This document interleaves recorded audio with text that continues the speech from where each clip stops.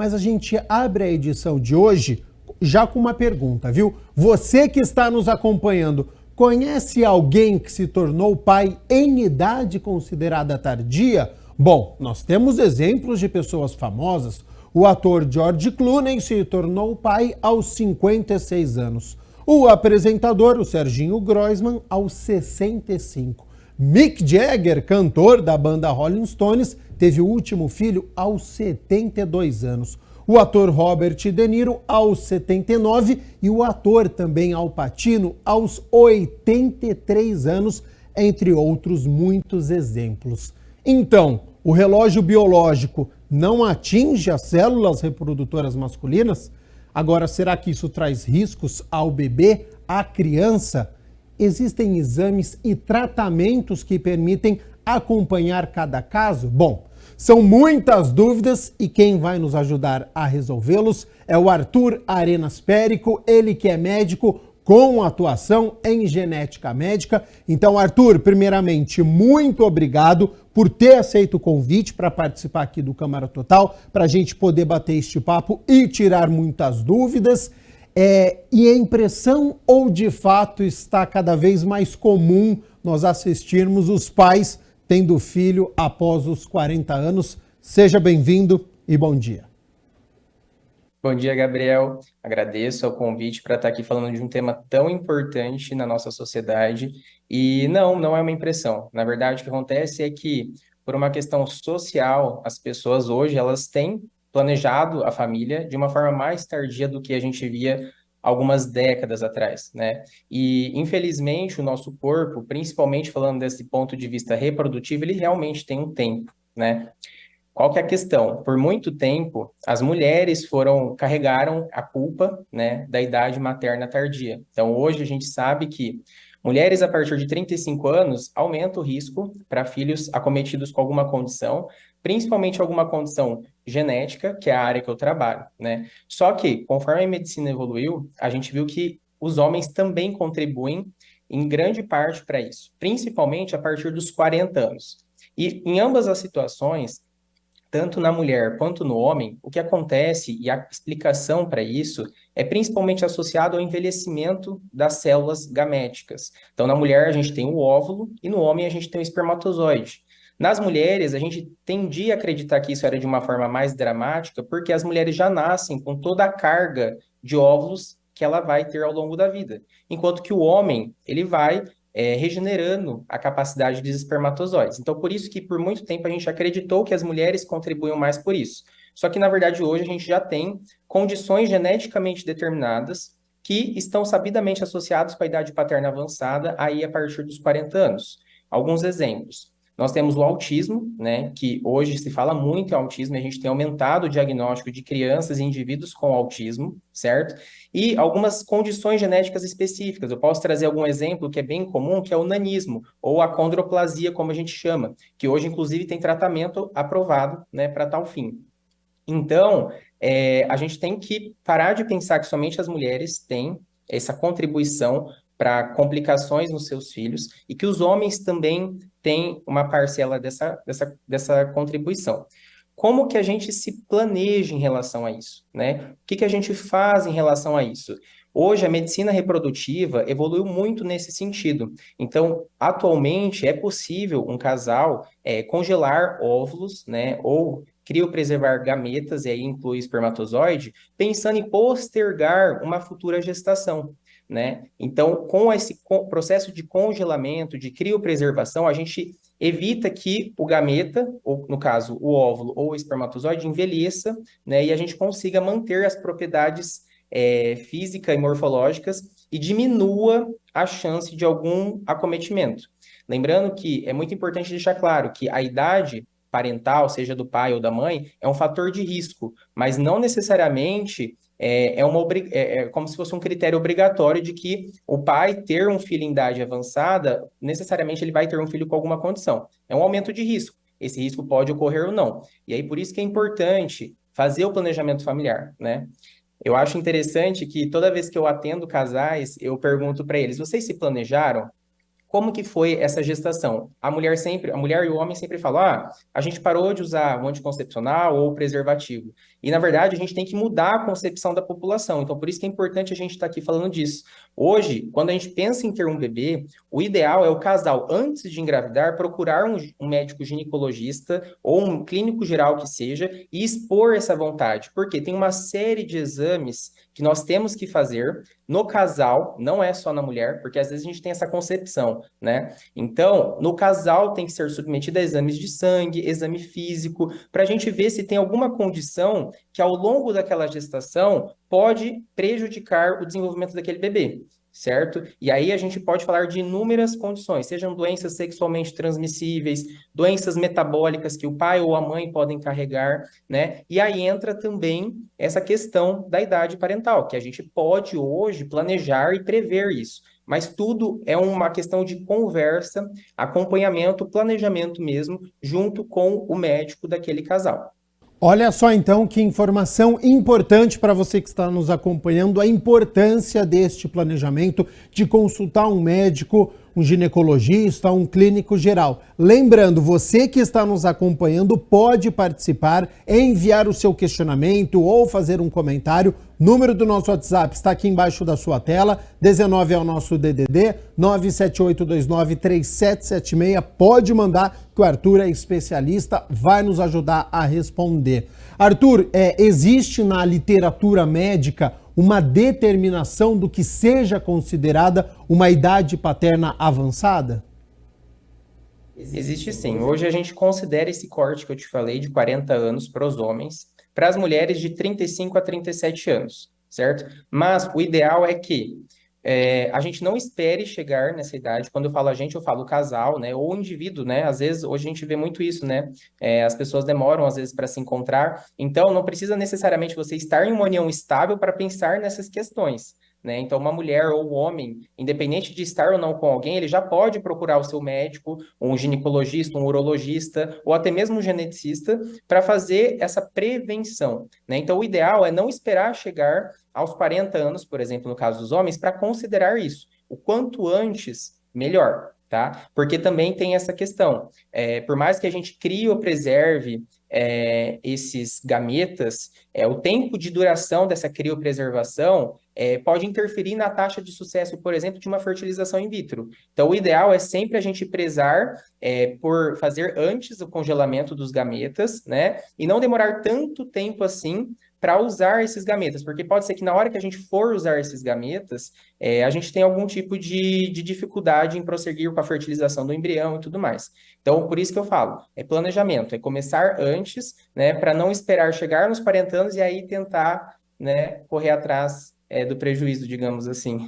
Sim, já temos um questionamento aqui. Quero agradecer você que está nos enviando mensagens. A Cláudia, ela pergunta se essa idade que foi citada dos 40 anos interfere se é o primeiro, segundo ou até terceiro filho, Arthur. Independente do número de gestações, tá? Ou de filhos. Isso é independente, porque qual que é a questão? Quando a gente fala de 40 anos, por que que existe esse tempo? Na verdade, esse tempo é determinado pelos estudos, né, médicos que são feitos na área, mas o que a gente acredita é que, a partir dos 40 anos, o processo de formação do espermatozoide dentro do testículo começa a ter alguns erros do ponto de vista genético. Pensa que eu tenho que pegar toda a minha constituição genética e reduzir isso à metade, porque a outra metade vai vir da minha parceira, certo? Esse processo de reduzir a minha carga genética na metade e passar ela de uma forma fidedigna pode ter algum problema por conta do envelhecimento da célula. Digamos assim, pensa como se eu tivesse uma série de maquinarias que funcionam, né, como se fosse uma fábrica, e essa fábrica começa a enferrujar. Então, pode ser que no processo de formação de um determinado produto, esse produto não saia com a forma que foi pré-definida para ser formada. Então, é mais ou menos nesse sentido, tá? Então, o fato de já ter tido filhos antes e agora ter um outro, ou não ter tido nenhum filho e ter um filho a partir dos 40 anos, não vai interferir tanto nesse risco. O que interfere no risco, isso é importante a gente falar, é, por exemplo, se eu já tive um filho com alguma condição que está associada à idade paterna avançada, então vamos supor, eu tive um filho com síndrome de Down, né? Uma mulher com 28 anos que teve um filho com síndrome de Down. A partir do cálculo do risco, a gente vai acrescentar o risco relacionado à idade dela, mais o risco de já ter tido um filho acometido. Então, aqui nesse caso, o que importa se você já teve um filho com alguma condição associada à idade paterna avançada, mesmo não tendo uma idade paterna avançada, esse risco ele é aumentado em relação à população geral. Tá? Então, por isso, mais uma vez, importante nesses cenários acompanhar com um médico geneticista, por exemplo, porque somos nós que vamos fazer esse aconselhamento genético, vamos fazer esse gerenciamento de risco e expor para esse casal, para essa mãe, para esse pai, quais são as possibilidades diante desse cenário. Tá? Hoje nós temos técnicas de medicina reprodutiva, na genética reprodutiva principalmente, que nós podemos selecionar embriões saudáveis e evitar ou reduzir o risco de um filho acometido por uma mesma condição como no passado. Então, mais uma vez, planejamento. O importante é você sentar com o seu médico. Nesse caso, falando de risco, o médico geneticista é o melhor médico para se gerenciar esse risco e fazer esse tipo de aconselhamento. Então, é tudo uma questão da população e o casal em si procurar esse atendimento, buscar por essas informações para tomar uma decisão informada. Nós, médicos, nunca vamos falando da genética médica, nós nunca vamos falar para os nossos pacientes o que eles devem fazer. Nós estamos ali para expor os riscos, e aí, a partir dessa exposição dos riscos, o casal toma decisão. Por quê? Às vezes, para mim, um risco é baixo, mas esse mesmo risco para um outro indivíduo é alto. Então, a gente não interfere nessa questão, a gente apenas mostra o risco, quais são as possibilidades, independente do cenário, e aí o casal vai tomar essa decisão, então. Orientação importante aí e respondida, então, a pergunta aqui da Cláudia. Arthur, vou retornar aqui às aulas de ciências. Eu tive aula com a minha mãe lá na 6ª série, então prestei muita atenção, viu, Arthur? E eu lembro que ela falava lá dos gametas masculinos, que são produzidos, pelo que eu me lembre, continuamente. Você me fala aqui depois se eu estiver equivocado.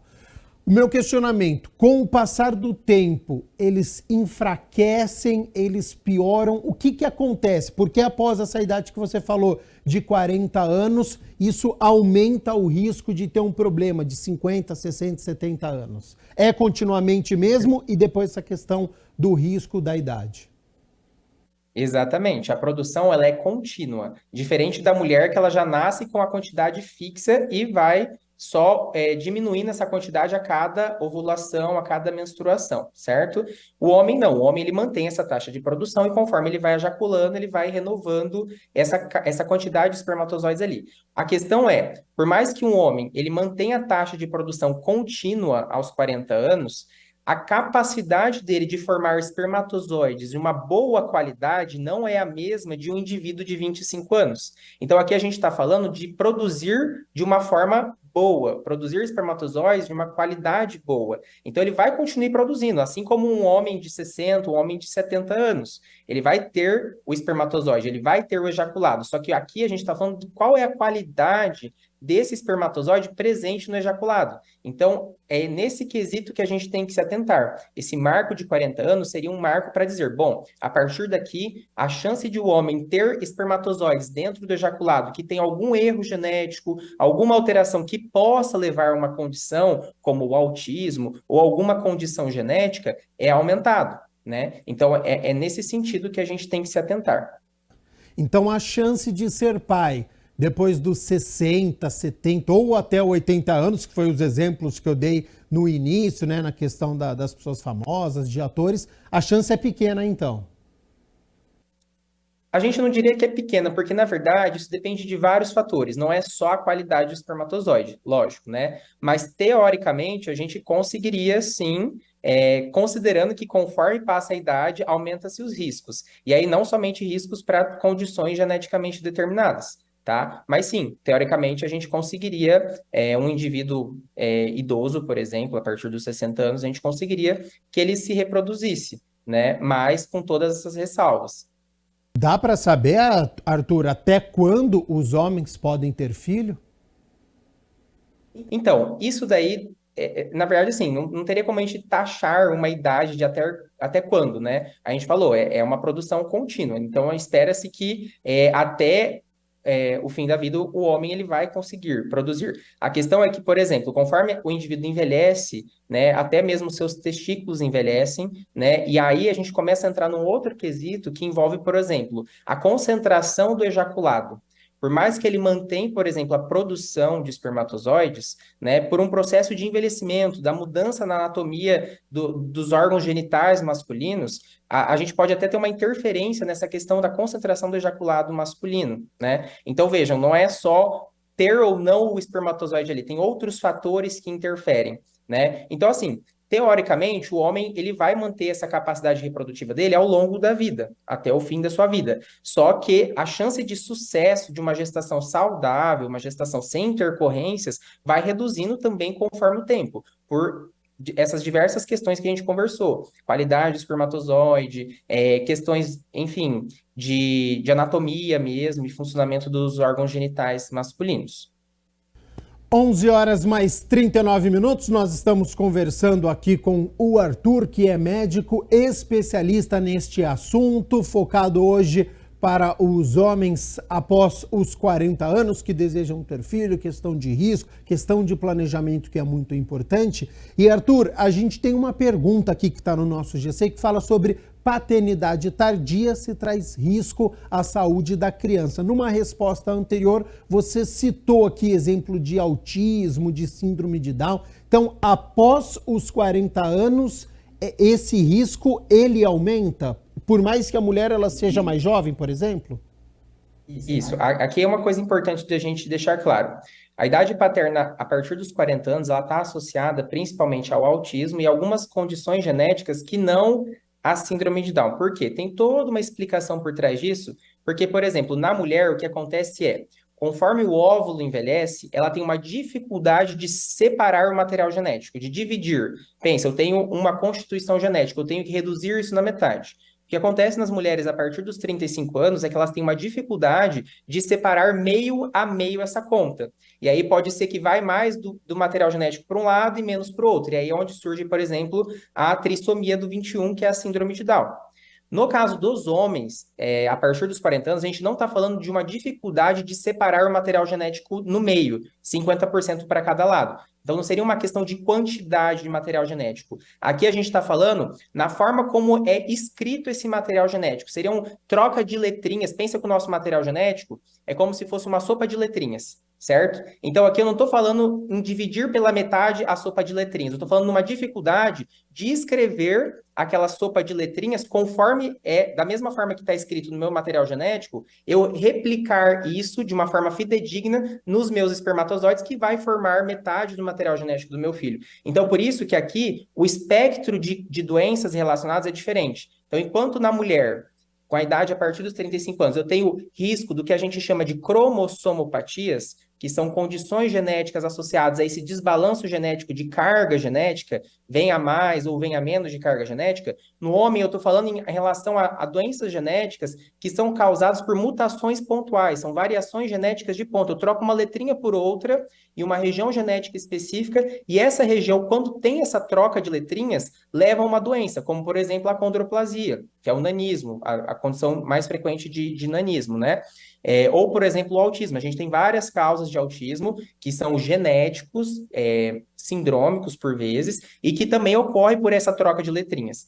É claro que a gente tem causas de autismo que a genética não é determinística, tá? Isso é importante ficar também, porque hoje se fala muito de, o autismo ele é genético. Sim, o autismo ele tem uma base genética, só que a gente tem que diferenciar uma base genética determinística, ou seja, uma única troca de letrinhas levando ao quadro clínico, e uma base genética que é uma influência, mas não necessariamente determina o autismo na criança. Então, aqui na idade paterna avançada, acima dos 40 anos, eu estou falando desses casos de autismo que eu tenho uma troca de letrinhas, essa única troca de letrinha no material genético já por si só tem poder para levar aquela criança a desenvolver um autismo, certo? Então, por isso que, mais uma vez, passar com o médico geneticista para fazer esse aconselhamento genético e entender as diferenças, porque senão a gente fica com aquela visão de que toda criança com autismo tem uma doença genética, uma condição genética, e não, né? Na verdade, a minoria dos casos são esses casos que eu te falei, que é uma troca de letrinhas leva ao autismo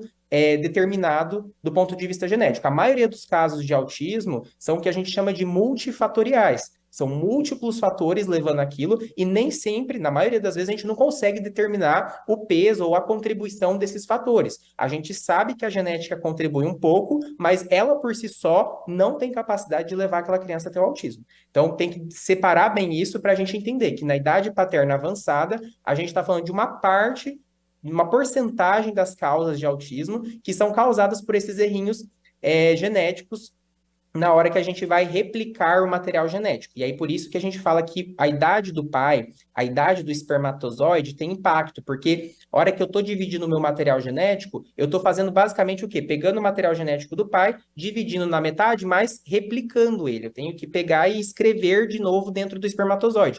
E é nesse processo de escrita que eu posso ter algum erro, diferente na mãe. Na mãe, o que geralmente acontece é, a escrita é normal, mas eu tenho uma dificuldade na hora de separar. Entendeu? Então, são mecanismos genéticos diferentes, os dois estão relacionados com o envelhecimento da célula, mas se comportam de formas diferentes. Não sei se deu para ficar claro. Deu sim, deu sim. E Arthur, a ciência, ela continua estudando? É comum nós termos artigos, pesquisas, isso está em plena evolução ou o conceito que a gente tem hoje é o mesmo de 20, 30 anos atrás? Gabriel, vou falar para ti. A gente pode ter essa entrevista daqui a alguns 5 anos e a gente já vai ter coisas novas ou até mesmo diferentes. Eu estudo todo dia, e todo dia a gente aprende coisa nova, principalmente na área da genética. A genética é uma das áreas na medicina que está mais despontando nesse sentido. Então, assim, nós sempre fazemos esse aconselhamento também deixando o casal a par disso, de olha, hoje isso é uma verdade, mas pode ser que daqui 1 ano ou daqui 5 anos a gente já tenha uma mudança de paradigma. Então, só que assim, quando eu estou no meu consultório, eu estou diante do paciente, o paciente quer uma ação imediata. Ele não quer esperar daqui 5 anos para tomar uma decisão. Então, a gente acaba se respaldando do que nós temos na literatura médica hoje para tomar uma decisão informada hoje. Pode ser que daqui 5 anos a gente reduza, por exemplo, essa idade paterna. Ah, não. Se viu que a idade paterna avançada também é igual à das mulheres, 35 anos. Então, assim, medicina não é uma ciência cartesiana, né? Não é matemático. Então, a gente está em constante evolução e cada dia a gente aprende mais, aprende com quem sabe mais do que a gente, aprende com pesquisadores do Brasil, pesquisadores fora do Brasil, né? E é por isso que é importante os médicos, né, e os outros profissionais da saúde que trabalham nessa parte do aconselhamento genético estarem sempre se atualizando, porque o paciente diante de nós, ele quer o quê? Ele quer informação processada e mais atualizada. E é isso que a gente faz, né? Sem dúvida. Arthur, para quem está nos acompanhando, às vezes já tem mais de 35, 40 anos, quer ter filho, você já disse para consultar um geneticista, mas ele pode estar se perguntando, apesar dessas possíveis complicações, é possível minimizar esses efeitos? Levando em consideração, tem estilo de vida saudável, ele tem uma dieta adequada, ele tem controle de peso, ele faz atividade física, tudo isso contribui ou não?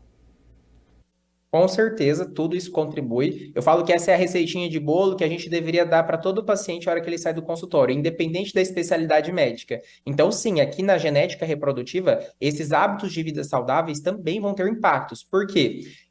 Não é só, inclusive, quando a gente fala de capacidade de formação de gametas, o estilo de vida saudável, ele, digamos assim, ele lentifica esse processo de envelhecimento ali dos espermatozoides, por exemplo, da capacidade do indivíduo de formar espermatozoides adequados, entendeu? Então, lógico, isso interfere de uma forma moduladora. Você ter uma qualidade de vida saudável, praticar atividade física, uma alimentação adequada, você lentifica o processo de envelhecimento, mas aí não só envelhecimento no sentido dos seus gametas, né? Seja o óvulo, seja o espermatozoide. De uma forma global como um ser, né? E aí, quando a gente puxa isso para a genética reprodutiva, pensando justamente nesses ouvintes que estão nos assistindo, que têm aí seus 40 anos e têm interesse de ter filhos, a gente tem sim opções, né? Então, hoje, a genética reprodutiva despontou muito nesse sentido. Então, hoje é possível, através da fertilização in vitro, de nós selecionarmos embriões que constitucionalmente, do ponto de vista genético, não tenham nenhuma alteração a princípio. Mas, claro, aqui tem que ficar muito claro que a gente nunca vai conseguir conseguir dar a garantia de um bebê perfeito 100%. Não na medicina, e principalmente aqui na genética, não existe 100% de chance, né? Porque eu posso implantar, por exemplo, numa mulher, um bebê que geneticamente, constitucionalmente, do ponto de vista genético, ele é normal, e essa criança desenvolveu alguma malformação do ponto de vista não genético. E aí você imagina esse casal, né, pagar, e geralmente paga caro por esses testes genéticos, com a intenção de, bom, quero ter um filho perfeito. E acontece ao longo dessa gestação alguma coisa como esse tipo, né? É o que nenhum médico, fertileuta ou geneticista quer ver num casal, né? Mas então, mais uma vez, por isso que é importante passar em aconselhamento genético, porque eu vou falar, olha, casal, nós temos a opção de reduzir o risco. Então, os testes genéticos em embriões, eles vêm para reduzir o risco e, por vezes, aumentar a taxa de sucesso de uma gestação. Mas eles não isentam os riscos de uma criança com alguma condição, tá? Isso tem que ficar bem claro. Aqui a gente está falando de redução de risco e não de isenção de risco, tá? Isso não... Eu não estou falando só de Brasil, estou falando no mundo. Independente de onde o paciente estiver, nunca vai ser proposto isso porque não é possível. Não tem como a gente isentar e a gente não tem esse controle, né, sobre a biologia do ser. Eu posso colocar um embrião perfeito ali do ponto de vista genético e, por exemplo, surgir uma mutação naquele embrião após os primeiros dias de vida. Isso também é possível na genética, né? A gente tem crianças ou indivíduos que têm uma doença genética que quando eu testo os pais não têm aquela doença. Então, o que a gente fala? Isso surgiu na criança. Então, eu posso implantar um embriãozinho perfeito do ponto de vista genético, a família nunca ter tido uma doença genética e aquele embriãozinho desenvolver uma doença genética depois de ter sido implantado na barriga da mãe. Então vejam como que é complexo isso, né? Não tem como a gente garantir para aquele casal 100% de certeza que eles vão ter um bebê perfeito. Mas, lógico, a gente está falando de redução de risco. Arthur, o Brasil, comparado com outros países, tem uma medicina avançada ou a gente ainda está atrás? Olha, isso é um ponto polêmico. Na verdade, assim, por quê? No Brasil, infelizmente, é aquela questão: quem tem dinheiro tem acesso a tudo. Então, sim, hoje, através dos nossos laboratórios de medicina reprodutiva no Brasil, eles contam com tecnologia internacional. Inclusive, muitos dos testes genéticos feitos em embriões, eles não são feitos no Brasil. O material genético é mandado para o exterior, feita a análise lá e volta somente o laudo aqui para o laboratório do Brasil. Então, entendam, a tecnologia ela existe, ela é acessível, mas ela é acessível para poucos. Por quê? Esses poucos têm que custear isso. E a gente sabe que a maioria da nossa população não tem condição de custear isso. O SUS, ele caminha ainda a passos lentos nesse rumo da medicina reprodutiva, né? Quem sabe em algum futuro, né, com os nossos gestores entendendo que a população ela está envelhecendo, está tendo filhos, né, está se planejando do ponto de vista familiar de uma idade mais tardia, eles considerem incluir isso nas políticas nacionais do Sistema Único de Saúde. Só que isso hoje ainda não é uma pretensão dos gestores, né? O que a gente tem em alguns locais, por exemplo, eu posso falar aqui da USP de Ribeirão Preto, que eu trabalho aqui, a oferta de parte desses serviços de medicina reprodutiva e de genética reprodutiva através de pesquisa, não como um serviço vinculado ao SUS, com o SUS custeando isso, tá? E aí, aqui ainda no contexto SUS, metade das despesas o casal tem que custear. A gente tira algumas despesas que são relacionadas à mão de obra, aos recursos humanos, os instrumentos, mas, por exemplo, a testagem genética de embriões, os hormônios relacionados com o processo de fertilização in vitro, o casal tem que custear. E isso aí sai mais ou menos metade do que a gente teria de custo numa clínica privada, particular, de genética ou de medicina reprodutiva, tá? Temos um caminho, então, a percorrer ainda para deixar mais acessível a todos. Sim. E, Arthur, o IBGE, o Instituto Brasileiro de Geografia e Estatística, divulgou dados da população brasileira obtidos através do Censo Demográfico de 2022, um assunto que nós abordamos aqui na segunda-feira passada. Aí, Arthur, pegando o recorte de que foi registrada a menor taxa de crescimento desde a primeira pesquisa, lá em 1872, você entende que a pandemia contribuiu para esse registro por conta da insegurança, homens, mulheres não quiserem ter filho a partir de 2020, 2021 até 2022. É uma mudança de estilo de vida, às vezes de instabilidade financeira. Com a sua experiência, com os casais que você conversa, a pandemia influenciou também nesta paternidade e maternidade tardia? Com certeza, a pandemia realmente ela mudou vários paradigmas em diversos aspectos da nossa vida, né? E sim, nessa questão de planejamento familiar, eu acho que foi um dos trechos que mais tiveram impacto, justamente por conta que hoje ter filho é caro, né? Então, acaba que muitos casais postergaram essa decisão de ter um filho. Então, acaba que isso entra junto com a questão que a gente estava falando de que talvez muitos desses casais vão ter um filho em idade mais tardia.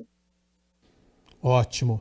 Arthur Arenas Perico, médico com atuação em genética médica, muito obrigado. Primeiro pela sua disponibilidade em conversar aqui com a nossa equipe. Depois eu tenho certeza que todas as informações que foram trazidas aqui de grande valia para o nosso público, porque a gente sempre ouve falar sobre maternidade tardia, mas com as suas explicações você demonstrou aqui sobre os riscos também da paternidade tardia, os cuidados, a questão do planejamento, que é importantíssimo, sempre consultar um médico, estar com a saúde em dia. Então já faça o convite aqui para uma próxima oportunidade para você retornar aqui no nosso Câmara Total. Se tiver alguma atualização, a gente viu alguma pesquisa, algum estudo, a gente volta a se falar para você nos atualizar e fica aberto aí para suas considerações finais. Com certeza, eu estou sempre à disposição. O que vocês precisarem, eu estou aqui para ajudar vocês. E eu acho que é super importante a gente ampliar essa discussão na população geral para as pessoas terem a noção de que hoje é possível se planejar do ponto de vista reprodutivo, certo?